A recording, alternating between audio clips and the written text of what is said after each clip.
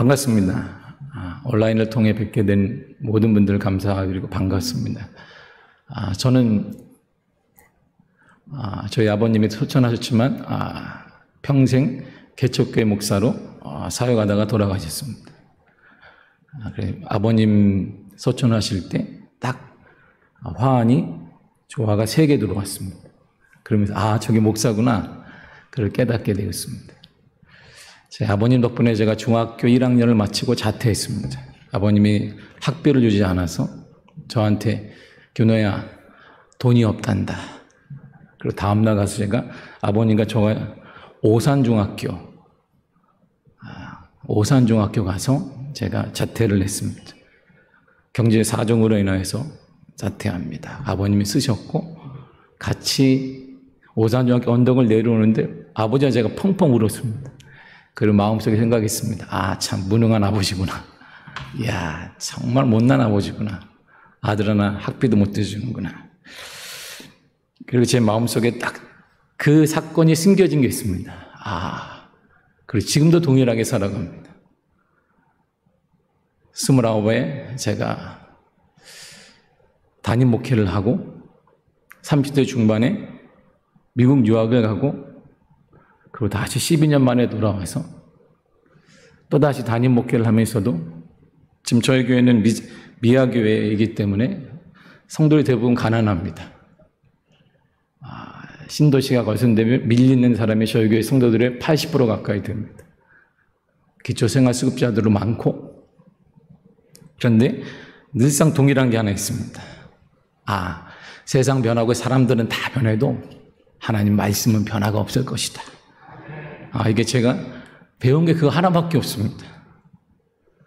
저는 배운 게 그거밖에 없어요. 농담을 이렇게 말합니다. 미국 가서 학위 하나 주워왔더라. 제가 학위 하나 주워왔습니다. 목회에 전혀 개인적으로 도움도 안 되는데 우리 성도들을 가르치는 도움은 안 되지만 하나님의 기회를 주어서 제가 학위를 하나 주워왔습니다. 쓰지도 않고 있습니다. 그러나 뭘 하든지 제가 마음속에 있는 게 뭐냐면 모든 것은 변화가 되지만 하나님 말씀은 변화가 없다.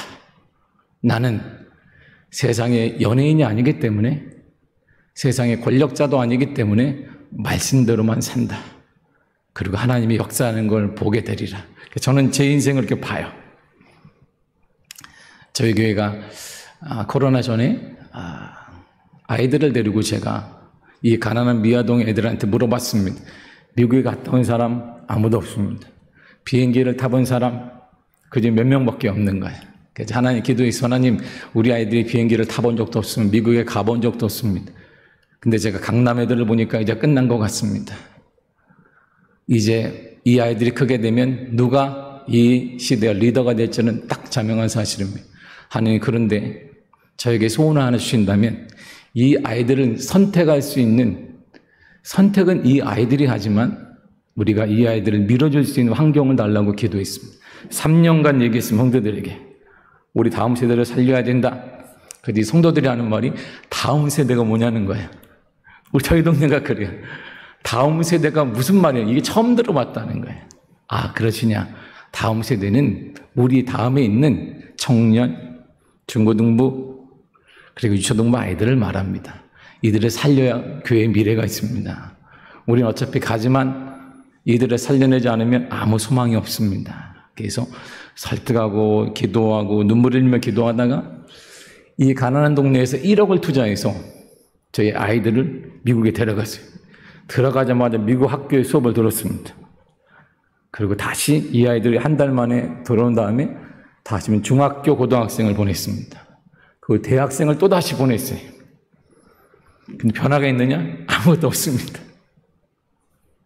그리고 또 다시 올해 하나님의 은혜 가운데 청년들을 모아서 10월에 제주도 수련회 간다. 걱정하지 말아라. 제주도 수련회 가라. 비행기 타고 가서 한라산에 가서 기도하고 꿈과 비전을 소유하고 오자. 그러나 거리두기 허락하지 않으면 다시 돌리면 되지만 예약을 다 끝내놨습니다. 그러면서 저희 교회가 요즘에 하나님의 은혜를 받아서 미자립 교회도 섬기고 월세 내주기 운동도 하고 100교회 넘게 온라인 방송하라고 방송 설치도 해줬습니다. 깜짝 놀라요. 저희들도. 아, 우리 같이 가난한 동네에서 어떻게 가난한 교회가 하나님이 하시는 거예요. 그 일을 하나, 목회를 하나, 저에겐 지금도 동일한 게 하나 있습니다. 하나님은 작지 않다. 우리 하나님은 결코 작은 분이 아니다. 우리의 믿음이 작을 뿐이지 하나님은 여전히 동일하시다. 그러므로 나는 동일한 하나님 때문에 동일하게 일을 해 나가면 되는 것이다. 내가 할 일은 그것이고 나는 한 일을 선포하면 되는 것이고 그리고 하나님은 일하실 것이다. 항상 큰 일을 하든 작은 일을 하든 제 몸 본분은 항상 돌아옵니다. 말씀으로 돌아오자. 신앙으로 돌아가자. 신앙으로 돌아가면 하나님의 기회를 주실 것이다. 이런 생각 늘상 갖게 됩니다. 오늘 본문이 바로 그 내용입니다. 여리고서 함락작전을 시작으로 해서 가나안 정복이 시작되어 있습니다. 이제 아이성의 작은 전투를 승리한 다음에 승리도 못했지만 이제 가장 큰 이들이 볼 때는 아이성 전에 가나안 전쟁을 시작하기 위해서 첫 번째 맞이한 게 여리고성입니다. 여리고성을 점령하려고 하니까 이제 이들이 여호수아가 이제 정탐꾼들을 모여서 기생 라합의 집에 가서 소문을 듣게 되고 그 소문을 듣고 나니까 딱 결정적으로 이 여리고성 사람들이 떨고 있는 거야. 이 하나님이 하는 백성이래. 전쟁 나가면 우리 다 진대. 진멸하게 된대. 우리도 진멸되는 거 아니야? 우리는 어떡하나? 벌써 끝난 거예요. 두려움이 있으면 전쟁은 끝난 것입니다. 그리고 여호수아 6장 1절을 보게 되면 이스라엘 자손이 말미암아 여리고는 굳게 닫혔고 출입하는 자가 없더라. 굳게 닫혀버렸어요. 왜? 전쟁을 할 수가 없으니까. 무서운 백성이 이스라엘 백성들이 오니까 우리는 소망이 없는 거야. 이스라엘 백성들이 길갈에 진치고 여리고에 들어가기 전에 적들은 벌벌 떨고 있습니다. 이제 가기만 하면 되는 거예요. 가게면은 그게 다 우리의 밥이 되는 것입니다. 예, 하나님의 능력이 대단합니다. 하나님의 역사가 대단합니다. 이제 가기만 하면, 점령만 하면, 발만 들어놓으면 전쟁은 끝난 거예요. 오늘 본문에도 1절에 보게 되면 마음이 녹았고 이스라엘 자손들 때문에 정신을 잃었더라 그랬어요. 이스라엘 자손들 때문에 마음이 녹았습니다. 정신을 잃었습니다. 야, 하나님이 함께한데 우리 하나님 모르지만 다 이겼대. 그리고 전쟁을 하게 되면 우리는 진멸됐대. 우리도 그렇게 될 거야. 두려움에 떨고 있습니다. 그래서 더욱더 긴장하고 만반의 준비를 이스라엘 백성들은 다 끝내고 야, 이제 가자. 주의 이름으로 가기만 하면 하나님이 승리를 주시리라. 이런 마음을 가졌는데요. 바로 그때 하나님께서 전혀 어울리지 않는 명령을 이들에게 하시는 거예요. 정말 이건 있을 수 없는 명령을 하시는 거예요. 본문의 2절에 보니까 그때, 바로 그때가 언제입니까? 1절에서 우리가 보았듯이 적들이 하나님의 백성인 이스라엘 백성들을 두려워하고 벌벌 떨 때, 이제는 가나안 여리고성을 시작으로 가나안 정복이 시군죽 먹기처럼 쉬워질 때, 바로 이때 하나님께서는 낯선 명령을 이스라엘 백성들에게 내리게 됩니다. 우리의 상식으로는 이래서는 안 되는 거야. 지금 전쟁을 준비하고 마음을 모으고 의기투합하고 몸을 풀고 체력을 준비하고 무기도 닦아야 하는데 바로 그때 하나님의 전혀 어울리지 않는 낯선 명령이 이들에게 딱 내려왔어요. 할례를 행하라. 할례를 행하라는 이스라엘 백성들에게. 남자들에게 할례를 행하라 하십니다. 할례를 행하게 되면 남자들은 움직일 수가 없는 거예요. 그렇게 되면 지금 전쟁을 해야 하는데 이스라엘 근데 여리고성 백성들이 문을 열고 우리를 침범하게 되면 역공을 하게 되면 진멸하는 건데 하나님 이게 말이 안 되지 않습니까? 하나님 이 시대에 이렇게 말 안 됩니다. 하나님이 2021년에 살아보지 않아서 그러는데 하나님 지금 만만하지 않습니다. 세상 사는 건 만만하지 않습니다. 우리가 똑똑하거든요. 이스라엘 백성들 똑똑해요. 아니 지금은 전쟁을 할 때인데 하나님이 이때 할례를 행하라는 것입니다. 지금 적들이 눈앞에 있습니다. 전쟁에 참여할 남자들의 활동, 준비, 걸음을 멈추라는 거예요.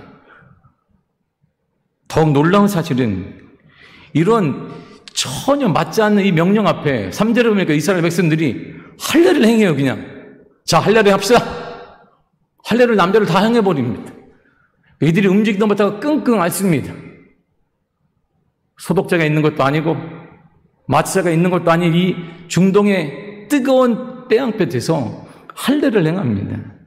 하나님의 이해되지 않는 말씀에 여호수아와 이스라엘 백성은 그대로 순종했습니다.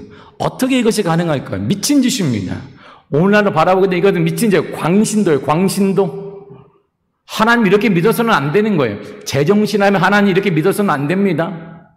얼마나 주님이 생존 경쟁의 시대인데 이렇게 하나님 믿어서는 안 돼요. 광신도 취급받습니다. 여러분, 바로 이것이 영적 부흥이며 신앙의 삶인 것입니다.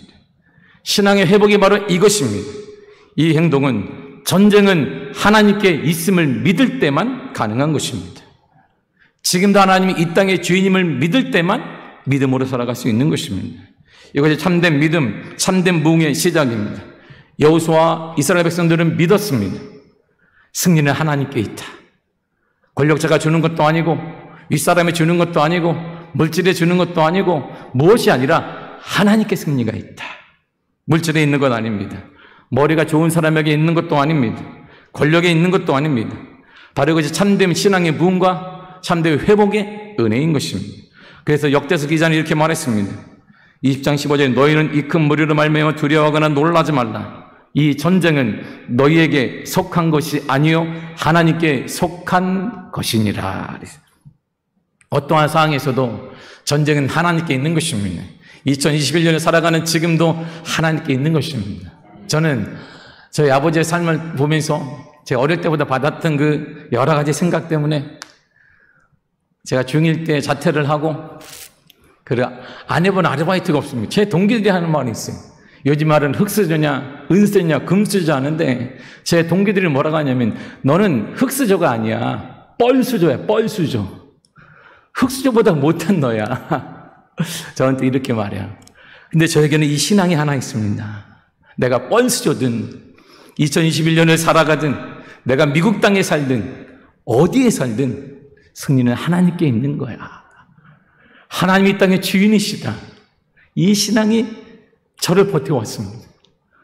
미국 생활 12년을 해나가는데도 이 신앙 때문에 아무도 후원자가 없었어요. 저희 가정이 돈도 안 되고 저한테 받은 게 아무것도 없었습니다. 그런데 하나님께서 학위도 마치게 만들었고 제가 목회할 때 제가 섬겼던 지역에서 제가 개척을 했는데 3번째로 큰 교회가 된 거예요. 계속하여 사람들이 오지 말라고 했어요. 장로인들의 광고했습니다. 교회 나가는 사람 우리 교회 오지 마십시오. 근데 계속 오는 거예요. 사람들이 계속 와. 교회를 2번이나 옮겼습니다. 저는 믿습니다. 지금도 승리는 하나님께 있습니다. 승리는 여호와 하나님께 있는 것입니다. 이 시작이 바로 모든 시작의 출발점은 신앙으로부터 믿음으로부터 시작되는 것이고 그래서 주님 말씀하시기를 내 믿음대로 될지어다 그랬던 것입니다. 그래서 성경은 다윗의 강성함을 이렇게 표현해 주고 있습니다. 역대 5장 10절에 만군의 하나님 여호와께서 함께 계시니 주님은 이 땅의 주인이 되십니다. 여호와 하나님 안을 섬기고 구분되십시오. 그리스도인답게 살아가시기를 바랍니다. 나에게 손해가 온다 할지라도 우리는 그리스도인답게 살아가야 되는 것입니다.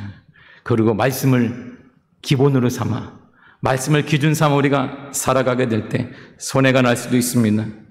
그럼에도 우리가 하나님 편이고 참된 신앙인이라면 이 시대에도 우리는 말씀대로 주님의 말씀대로 살아내야 합니다. 이것이 하나님의 도움을 받아 처음 시작은 미약한 것 같은데 여리고성뿐만 아니라 가나안 전체를 점령하게 되는 놀라운 기적과 간증의 시작점이 되었던 것입니다.